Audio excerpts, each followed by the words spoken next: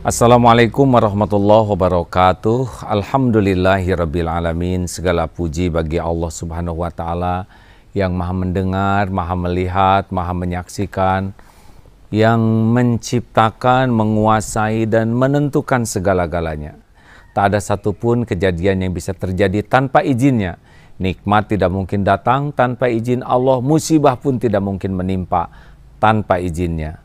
Allahumma salli wa sallim wa barik ala Sayyidina Muhammad wa ala alihi wa ashabihi ajma'in. Jadi hidup ini mustahil tanpa masalah. Masalah bukanlah beban. Masalah adalah bagian yang harus kita nikmati. Rasulullah SAW banyak sekali masalahnya, berat sekali, pelik sekali, dan hasilnya mulia, bahagia, dan langgeng kebaikannya sampai saat ini. Masalah yang terbesar sebetulnya bukan pada masalahnya, melainkan pada sikap kita terhadap masalah. Orang tidak lulus ujian bukan karena soal, tapi karena salah jawabannya.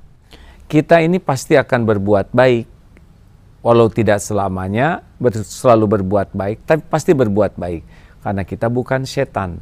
Tetapi tidak semua kebaikan bisa membuat kita bahagia, mulia, dan selamat, kecuali punya kunci utamanya, yaitu ikhlas. Sibuk berbuat baik, tidak punya ikhlas, tidak akan nyaman di hati. Ikhlas itu apa?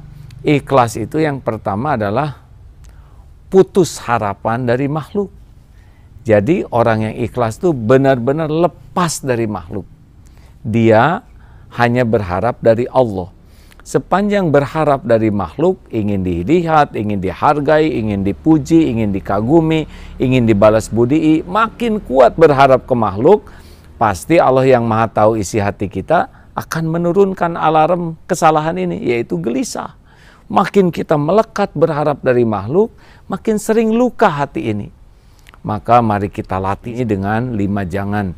Jangan selalu ingin diketahui orang dalam amal ibadah kita. Sudahlah, ada yang diketahui tidak apa-apa, tapi lebih banyak cukuplah Allah yang tahu. Kalau semua amal kita ingin diketahui orang dan tidak punya amal rahasia di hadapan Allah, ciri-ciri kurang ikhlas. 2, jangan selalu ingin dilihat. Rasakan, ada orang, tidak ada orang, sama atau tidak. Kalau ada orang kita jadi bagus ibadahnya, tidak ada orang tidak bagus, itu yakin tuh karena orang, bukan karena Allah. Jadi rasakan saja perbedaannya. Ada orang, tidak ada orang. Kalau ada orang bagus, tidak ada orang tidak bagus, pasti karena orang.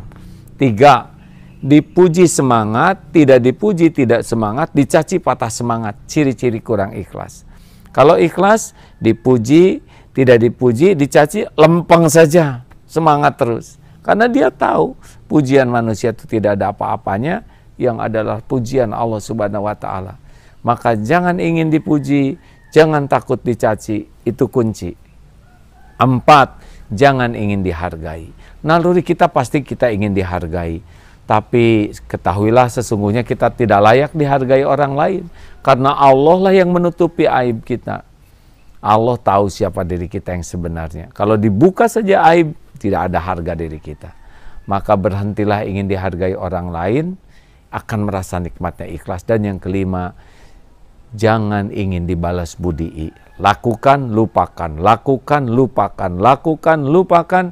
Makin kita melupakan, tidak diingat-ingat, tidak disebut-sebut, tidak menunggu orang lain berterima kasih, tidak menunggu orang lain balas budi, makin lepas, makin utuh pahalanya, makin utuh kebahagiaannya, makin utuh kemuliaannya.